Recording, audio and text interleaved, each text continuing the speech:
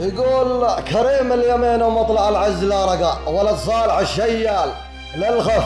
والثقال، وصلنا لبن مبخوت والناس تنطقه وقالوا له البيضة على الشمخ الجلال، فهذاك عمي سنح للفاه مرهقة وحلت عليه الضايقة شلها وقال أنا الحايد والملجأ وانا الدفع والوقا وانا الحد ذي للفاه شامس له الظلال، فارفع انا راسي وفاخر ولد نقى صليب المواقف مصنع العز والرجال تعزوى يتبه في كل حاجة، وهو شقا يقضي حوايج صدق يضرب به مثال، تعزوى يتبه في كل حاجة وهو شقا يقضي حوايج صدق يضرب به مثال، فلا تحسب الشاعر مدح به وحلقه وهو جامع الكلمات يا صاح والخصال لهالمعرفة من حيث من رجل تدحقه، وكل العرب لا قلت عمي لهم مقال ما عاد حاجة تخبر عن العم ذي بقى، وهو مصنع العزة وهو مصنع الرجال. وسلامتكم.